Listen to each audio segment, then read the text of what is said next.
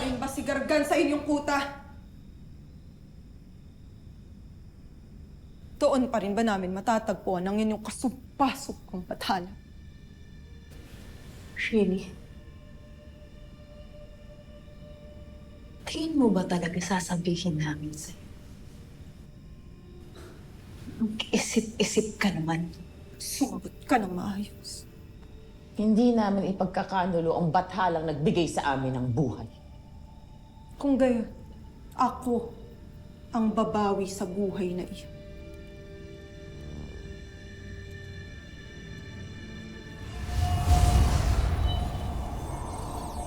Inuutusan kita na tanggalan ng hangin ang kanilang mga baga.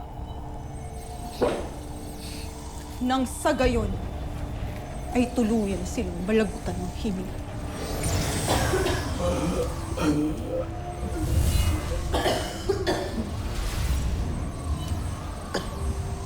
Dea. Hindi ko na sila kinikilala pa bilang aking mga magulang simula nang nagpasakop sila sa kasamaan.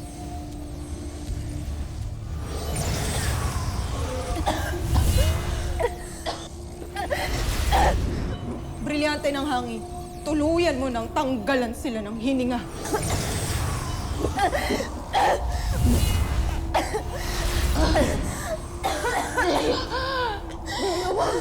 Dea, wag.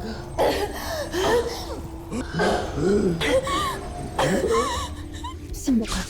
At sabihin mo sa akin kung bakit hindi ka sumasangayon sa aking korona! Mentes amas que os hablan!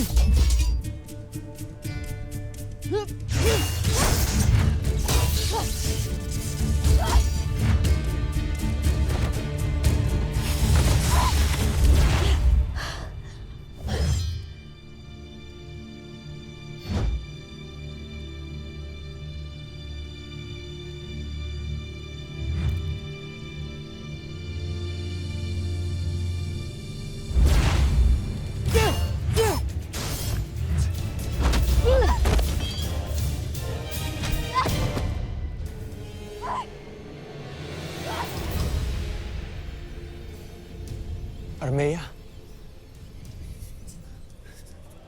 Hindi isang hara ang dapat mamulong sa Sapiro. At mas lalong hindi galing sa mundo ng mga diwata. Mahusay ka, diwata. Ngunit higit akong malakas.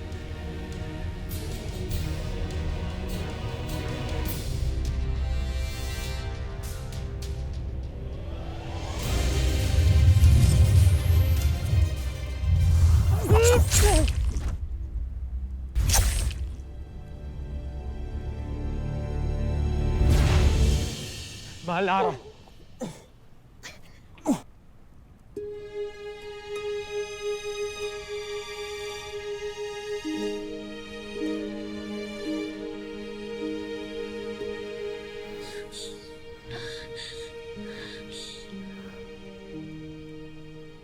Wala na siya. Hindi ko na siya nararamdaman. Ngunit sino ang lapastangang iyon? At bakit nais kanyang paslangin, mahal na Hara? Yan din ang aking nasa palaisipan. Lalo't kakaibang kanyang lakas.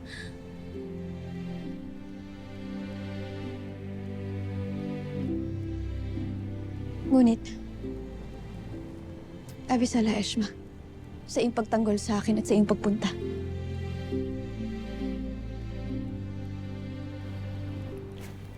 Isang karangalan ito na hindi ako magsasawang gawin ng paulit-ulit, mahal na Hara.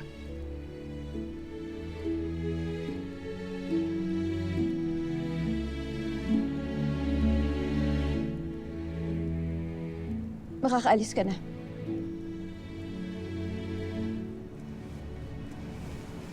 Ayoko na naman sila bigyan ng rason para siraan ako. Lalo't nandito ka, kasama ko. Masusunod, mahal na Hara.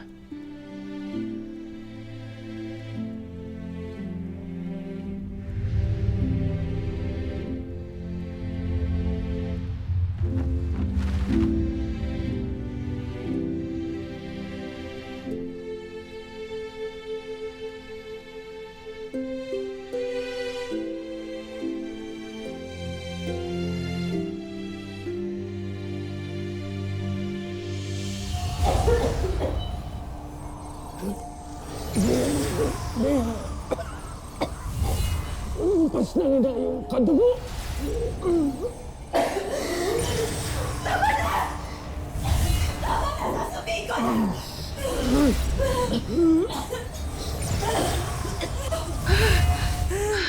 Ano ang iyong kasagutan? Huwag mong pagtataksila ng ating bathala, mortal! Munda ka kay Gargandeya! Nasaan siya? Nasa warehouse siya. Napuntahan niyo na yun. Just go there and leave us alone! Tiyakin mo lamang na tamang yung mga sinasambit. Dahil kung hindi ay ako ang hahanap sa'yo. At paparusahan kita.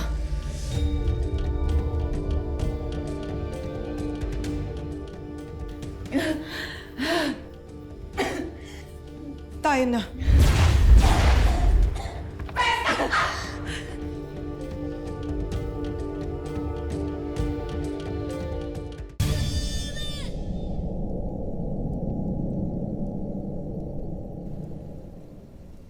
Ay.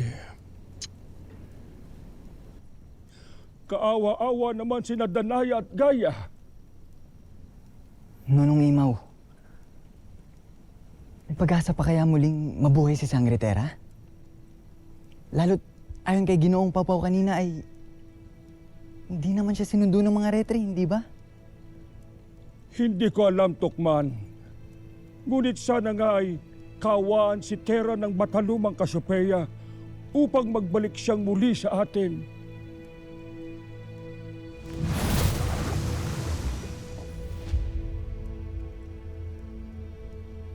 Avisara, haralan na.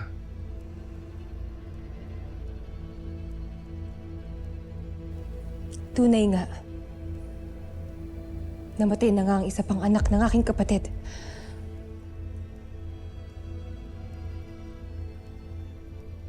Hindi rin kami makapaniwalang lahat, Hara. At hanggang ngayon ay hinahanapan pa rin namin ang kasagutan ng lahat. Nasaan si Danaya? Ibig ko siyang makausap.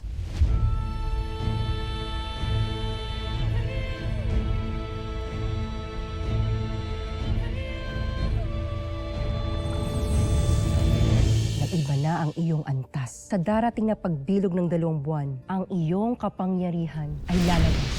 Malakas ang aking hinala na ang punong konseho ang nasa likod ng lahat ng ito. Kaya't mahalaga na makita ko ang lahat sa tungkol ninyo. Wala ka bang napapansin? Walang mga retre yung umaalagin kay Tera. Bakit wala? Saan ka nakatakas mula sa mga sangre? Maria, Lamara. Nahihibang ka na talaga para umibig sa isang Hara. May nagtangkang pumaslang kay Hara. Hindi na ako papayag na mangyari yan. Hindi siya pangkaraniwang bathala lamang, Danaya. Kaya't kahit paharapin natin siya ni na Alena, anong laban natin sa kanya? Mga anak na natin ang kanilang inuuna. Unawaan mo kung bakit nais ko ng harapin at kalabanan si Garkan.